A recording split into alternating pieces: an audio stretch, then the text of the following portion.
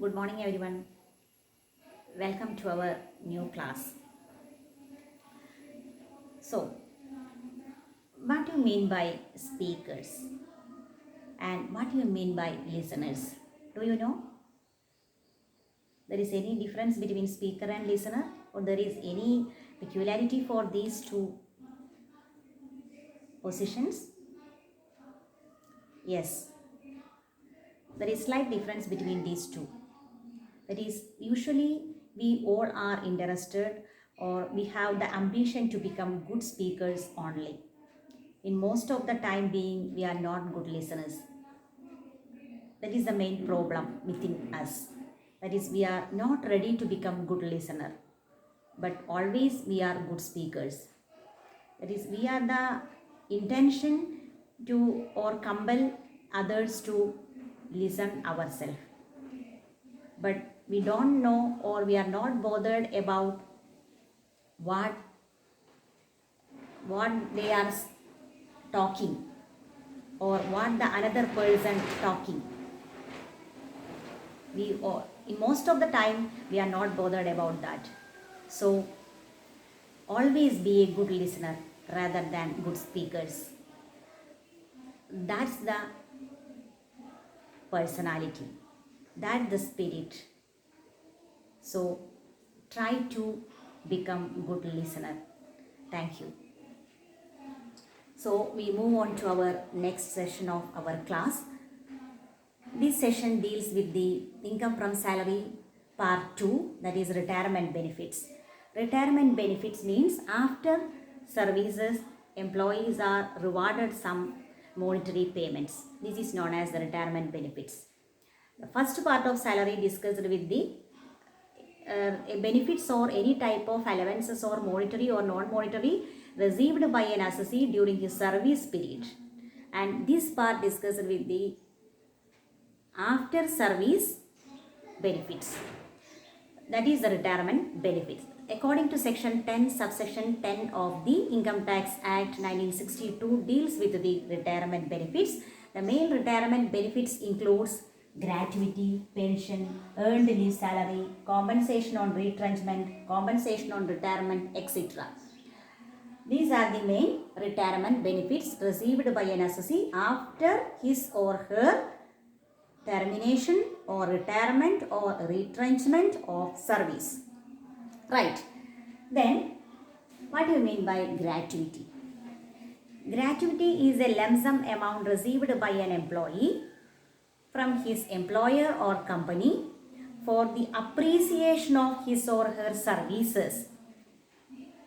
ഒരു എംപ്ലോയിയുടെ ആ കമ്പനിയിലുള്ള സർവീസസിൻ്റെ അല്ലെങ്കിൽ ആ സന്നദ്ധമായ സേവനം കണക്കിലെടുത്ത് എംപ്ലോയിയുടെ റിട്ടയർമെൻറ്റിന് ശേഷം കമ്പനി പ്രൊവൈഡ് ചെയ്യുന്ന ഒരു ലംസം എമൗണ്ടിനെയാണ് ഗ്രാറ്റുവിറ്റി എന്ന് പറയുന്നത്. ഓക്കെ, ഗ്രാറ്റുവിറ്റി എന്ന് വെച്ചാൽ lump sum amount received by an employee from his employer for his services. ആ സർവീസസിന് പ്രൊവൈഡ് ചെയ്യുന്ന ഒരു റിവാർഡായിട്ട് കമ്പനി പ്രൊവൈഡ് ചെയ്യുന്ന ലംസം എമൗണ്ടിനെയാണ് ഗ്രാറ്റുവിറ്റി എന്ന് പറയുന്നത്. ഇത് റിട്ടയർമെൻറ്റിന് ശേഷം എംപ്ലോയിക്ക് കിട്ടുന്ന എമൗണ്ടാണ്. ദെൻ പെൻഷൻ, റിട്ടയർമെൻറ്റിന് ശേഷം ഇത് നമുക്ക് ഫെമിലിയർ ആണ്, പെൻഷൻ എല്ലാവർക്കും കിട്ടുന്നതാണ്. Then earned leave salary, earned leave salary നമ്മൾ വെക്കേഷനിലൊക്കെ വർക്ക് ചെയ്താൽ കിട്ടുന്നതാണ് earned leave salary. Then compensation on retrenchment, നമ്മൾ ഇടയ്ക്ക് വെച്ച് നമ്മൾ സർവീസ് അവസാനിപ്പിക്കുകയാണെങ്കിൽ അല്ലെങ്കിൽ നമുക്ക് എന്തെങ്കിലും കാരണങ്ങൾ കൊണ്ട് നമ്മൾ റിട്ടയർമെൻറ്റ് ചെയ്യുകയാണെങ്കിൽ അതിൻ്റെ കോമ്പൻസേഷനാണ് കിട്ടുന്നത്. ദെൻ കോമ്പൻസേഷൻ ഓൺ റിട്ടയർമെൻറ്റ്, നമ്മൾ റിട്ടയർ ചെയ്യുന്നു, അതിൽ ആ കേസുകളിൽ വരും. അപ്പോൾ നമുക്ക് അപകടങ്ങൾ സംഭവിച്ച് നമ്മൾ റിട്ടയർ ചെയ്യാം, അല്ലെങ്കിൽ നമുക്ക് ഇനി ജോലി ചെയ്യാൻ പറ്റാത്ത സിറ്റുവേഷൻ ഉണ്ടായിരിക്കാം, അല്ലെങ്കിൽ നോർമൽ റിട്ടയർമെൻറ്റ് ആയിരിക്കാം, ഏജ് വൈസുള്ള റിട്ടയർമെൻറ്റ്, ആ കേസിൽ റിട്ടയർമെൻറ്റ് ആയിരിക്കാം, അല്ലെങ്കിൽ നമ്മൾ VRS എടുക്കുന്നു, വോളണ്ടറി റിട്ടയർമെൻറ്റ് എടുക്കുന്നു, നമുക്കിനി തുടരാൻ താല്പര്യമില്ലെങ്കിൽ നമുക്ക് VRS എടുക്കാം. ഈ കേസുകളെല്ലാം ഇതിൽ വരുന്നവയാണ്. സോ നമുക്ക് ആദ്യമായിട്ട് നമുക്ക് ഗ്രാറ്റുവിറ്റി എന്താണെന്നുള്ളത് നമുക്ക് ഒന്ന് നോക്കാം. ഗ്രാറ്റുവിറ്റി നമ്മളിപ്പോൾ പറഞ്ഞു. ഗ്രാറ്റുവിറ്റി എന്ന് പറഞ്ഞാൽ ഒരു എംപ്ലോയിയുടെ സർവീസസിന് റിവാർഡായിട്ട് എംപ്ലോയർ പ്രൊവൈഡ് ചെയ്യുന്ന ഒരു ലംസം പേയ്മെൻറ്റിനെയാണ് ഗ്രാറ്റുവിറ്റി എന്ന് പറയുന്നത്. And for the computation of gratuity employees are categorised into 2 categories. ഈ പർപ്പസിന് വേണ്ടി നമ്മൾ എംപ്ലോയീസിനെ രണ്ടായി കാറ്റഗറൈസ് ചെയ്യുന്നുണ്ട്. First one government employees, government employees. Then second one other employees, other employees. Government employees and other employees. ഗ്രാറ്റുവിറ്റിക്ക് വേണ്ടി നമ്മൾ കാറ്റഗറൈസ് ചെയ്യുന്നതാണ്. And in the case of government employees gratuity received is fully exempt from tax. Government എംപ്ലോയീസിൻ്റെ കേസിൽ gratuity receive ചെയ്ത് complete ആയിട്ടും ടാക്സിൽ നിന്ന് exempted ആണ്. Versus in the case of other employees നമ്മൾ കമ്പ്യൂട്ടേഷൻ ചെയ്ത് കണ്ടുപിടിക്കണം, എമൗണ്ട് എങ്ങനെയാണെന്നുള്ളത് കണ്ടുപിടിക്കണം.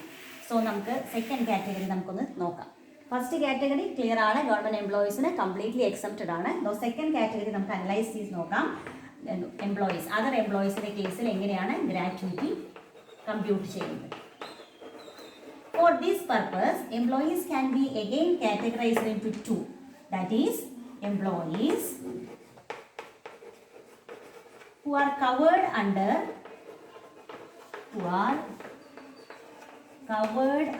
the payment of Gratuity Act 1972. First category വരുന്നത് employees those who are covered under the payment of gratuity act 1972. Employee work ചെയ്തിരുന്ന organisation or company gratuity act 1972 അണ്ടറിൽ cover ചെയ്യുന്ന കമ്പനിയാണോ, ആ കാറ്റഗറിയാണ് ഫസ്റ്റിൽ വരുന്നത്. അങ്ങനെ കവറേജ് ഉള്ള കമ്പനിയാണെങ്കിൽ they are coming under the category of first one, that is the employees who are covered under the payment of Gratuity Act 1972. Right. Then second one, employees who are not covered ആണ്. Employee work ചെയ്ത സ്ഥാപനം gratuity act 1972 cover ചെയ്യാത്തവയാണെങ്കിൽ അവയാണ് second കാറ്റഗറിയിൽ ഉൾപ്പെടുത്തിയിരിക്കുന്നത്. So first category in the case of other എംപ്ലോയീസിൻ്റെയാണ് പറയുന്നത്. First category employees who are covered under the payment of gratuity act 1972. Then second one employees who are not covered under the payment of gratuity act 1972. So നമുക്കിനി employees who are കവേർഡിൽ എങ്ങനെയാണ് computation എന്നുള്ളത് നോക്കാം.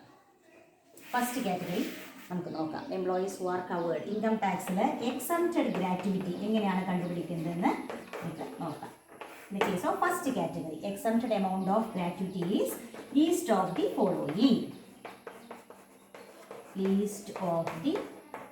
Following.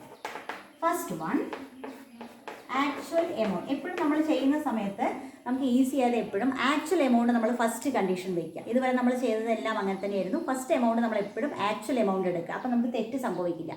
ഇതിൽ നമ്മൾ first actual amount of gratuity received by the employee. Then second category, notified limit, that is income tax notify ചെയ്തിട്ടുള്ള limit ആണ് പറയുന്നത്. ദാറ്റ് ഈസ് 20 lakhs, 20 ലക്ഷം, 20 lakhs. ദെൻ തേർഡ് കണ്ടീഷൻ പറയുന്നത് 15 days of salary. ഇതിൽ തന്നെ പറയുന്നത് 7 days in the case of seasonal establishment. 7 days in the case of seasonal establishment.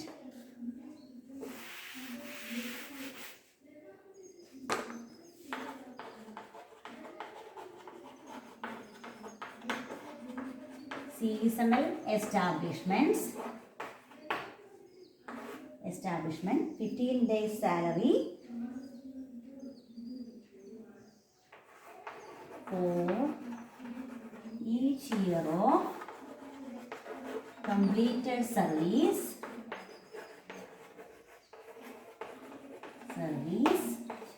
and part thereof in excess of 6 months. ഇതാണ് third condition പറയുന്നത്. Third condition കുറച്ച് lengthy ആണ്, നമുക്കതൊന്ന് cut short ചെയ്ത് നമുക്ക് പഠിക്കാം. തേർഡ് കണ്ടീഷനിൽ പറയുന്നത് 15 days സാലറി, 15 ദിവസത്തെ സാലറി. അത് സീസണൽ എസ്റ്റാബ്ലിഷ്മെൻ്റ് ആണെങ്കിൽ നമ്മൾ എത്ര എടുക്കാൻ പാടുള്ളൂ? 7 days എടുത്താൽ മതി. Seasonal establishment means umbrella making, ആ ഒരു സീസണൽ മാത്രം നമ്മൾ ചെയ്യുന്ന മാനുഫാക്ചറിങ് യൂണിറ്റ്സുകളാണെങ്കിൽ അവരുടെ കേസിൽ 7 days ആണ്. മറ്റെല്ലാ കേസിലും it is 15 days. 15 days salary for each year of completed service and part thereof in excess of 6 months.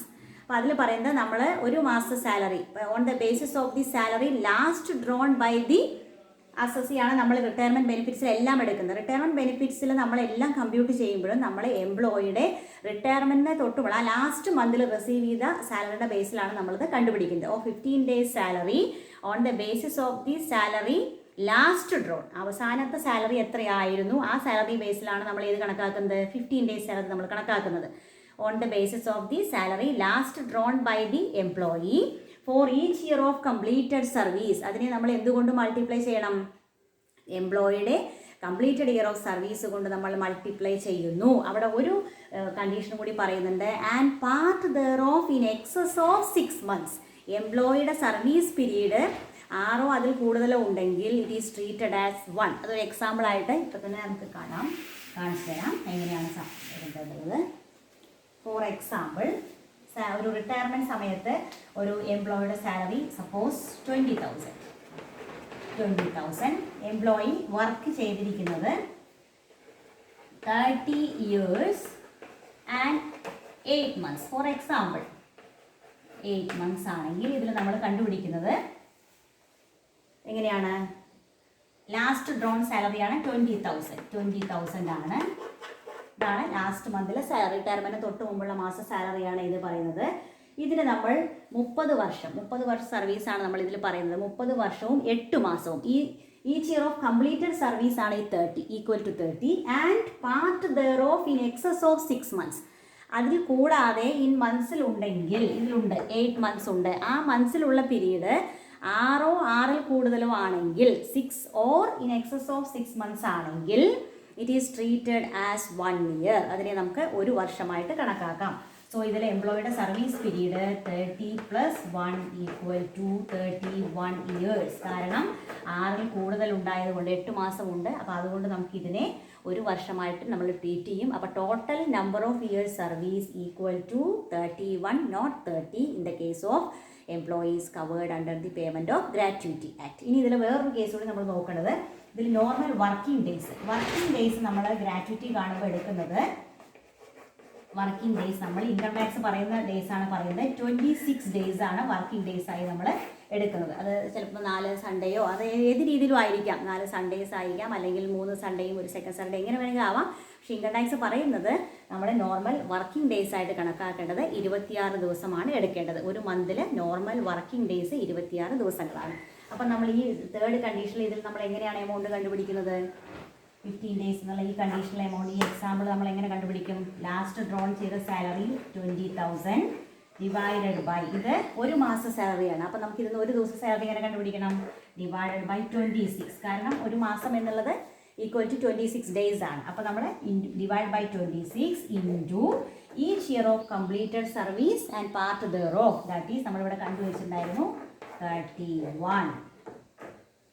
30. ഇങ്ങനെയാണ് ഈ തേർഡ് കണ്ടീഷനിലെ എമൗണ്ട് നമ്മൾ കമ്പ്യൂട്ട് ചെയ്യുന്നത്. അത് പ്രോബ്ലംസ് വരുമ്പോൾ നമുക്കൊന്നും കൂടി ക്ലിയർ ആയിട്ട് മനസ്സിലാവും. ഇതാണ് not covered under the payment of gratuity ആക്റ്റിൽ ഗ്രാറ്റുവിറ്റി കാണാനുള്ള 3 കണ്ടീഷൻസ്. ഈ എമൗണ്ട് 3 നമ്മൾ കണ്ടുപിടിച്ച് കഴിഞ്ഞാൽ ഇതിൽ ലീസ്റ്റ് എമൗണ്ട് ആണ് എക്സംപ്റ്റഡ് ഫ്രം ടാക്സ്. ലീസ്റ്റ് എമൗണ്ടിന് നമ്മൾ എക്സംഷൻ പ്രൊവൈഡ് ചെയ്യുന്നു.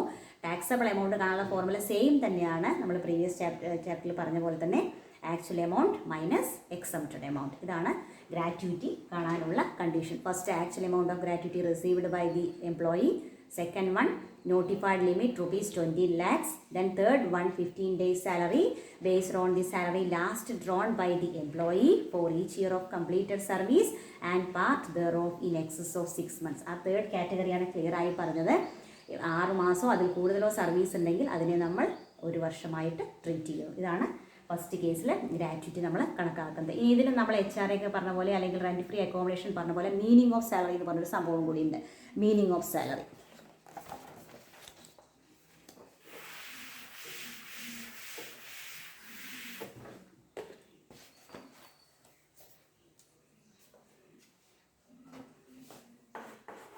ഈ ഫസ്റ്റ് കേസിൽ നമ്മൾ മീനിങ് ഓഫ് സാലറി മീൻസ് ഇതിൽ മീനിങ് ഓഫ് സാലറി എന്ന് വെച്ചാൽ മന്ത്ലി സാലറി, നമ്മൾ ലാസ്റ്റ് ഡ്രോൺ ചെയ്ത salary,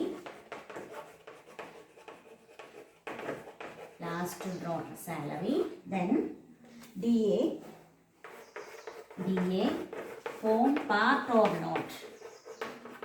form part or not. നമ്മൾ ആ സാലറിയിൽ നിന്ന് എടുക്കുമ്പോൾ അവിടെ ഡി എ നമ്മളുണ്ടെങ്കിൽ ഡി എ നമ്മൾ ഇൻക്ലൂഡ് ചെയ്യണം. ഫോം പാർട്ട് ആണെങ്കിലും അല്ലെങ്കിലും നമ്മൾ ഡി എ എടുക്കണം. ഇതാണ് ഈ കേസിൽ വരുന്നത്.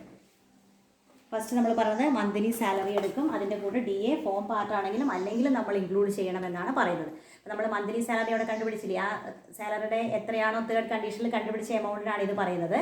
ആ സാലറി നമ്മൾ 20,000 എന്ന് പറയുന്നത് ബേസിക് മാത്രമേ നമ്മൾ എക്സാമ്പിളിൽ എടുത്തിട്ടുണ്ടായിരുന്നു. സപ്പോസ് അതിൽ ഡി എ കൂടി ഉണ്ടെങ്കിൽ 5,000 ഡി എ കൂടി ഉണ്ടെങ്കിൽ ആ ഡി എ കൂടി നമ്മളതിൽ ഇൻക്ലൂഡ് ചെയ്യണമായിരുന്നു. ദാറ്റ് ഈസ് അപ്പോൾ 20,000 പ്ലസ് 5,000 ഡിവൈഡഡ് ബൈ 26 ഇൻറ്റു 31. ഈ കേസാണ് പറയുന്നത്. അപ്പോൾ ഡി എ ഫോം പാർട്ട് ആണെങ്കിലും അല്ലെങ്കിലും നമ്മൾ ഇതിൽ ഇൻക്ലൂഡ് ചെയ്യണം. ഇതാണ് ഫസ്റ്റ് ഇതിൽ വരുന്ന മീനിങ് ഓഫ് സാലറി പറയുന്നത്. ഈ കാറ്റഗറി വരുന്നത് employees covered under the payment of gratuity ആണ്. അതർ എംപ്ലോയീസിൻ്റെ കേസിലാണ്. അപ്പോൾ റിട്ടയർമെൻറ്റ് ബെനിഫിറ്റിൽ നമ്മൾ ഫസ്റ്റ് കാറ്റഗറിയാണ് പറയുന്നത് ഗ്രാറ്റുവിറ്റി. അതിൽ government employees and other employees ആയി കാറ്റഗറൈസ് ചെയ്യുന്നു. ഗവൺമെൻറ് എംപ്ലോയീസിന് ഫുള്ളി എക്സംപ്റ്റഡ് ആണ്. അപ്പോൾ നമ്മൾ അതിനെപ്പറ്റി കാൽക്കുലേറ്റ് ചെയ്യേണ്ട കാര്യമില്ല. സെക്കൻഡ് കാറ്റഗറി വരുന്നത് അതർ എംപ്ലോയീസ് ആണ്. അതർ എംപ്ലോയീസിൽ തന്നെ നമ്മൾ വീണ്ടും കാറ്റഗറൈസ് ചെയ്യുന്നു. Employees who are covered under the payment of gratuity act 1972. Then second category not covered under the payment of gratuity act 1972. അപ്പോൾ നമ്മൾ ഈ കേസിൽ നമ്മൾ പറഞ്ഞത് covered under the payment of gratuity act 1972 ആണ്. നോട്ട് കവേർഡ് നമുക്ക് next വീഡിയോയിൽ നമുക്ക് നോക്കാം. അല്ലെങ്കിൽ നിങ്ങൾക്ക് കൺഫ്യൂഷൻ ഉണ്ടായിരിക്കും. അപ്പോൾ അതുകൊണ്ട് ഈ വീഡിയോയിൽ നമ്മൾ ക്ലിയർ ആയിട്ട് ഇത് മനസ്സിലാക്കുക. സെക്കൻഡ് വീഡിയോ നമുക്ക് നോട്ട് കവേർഡ് എങ്ങനെയാണെന്നുള്ളത് നോക്കാം. Okay, thank you.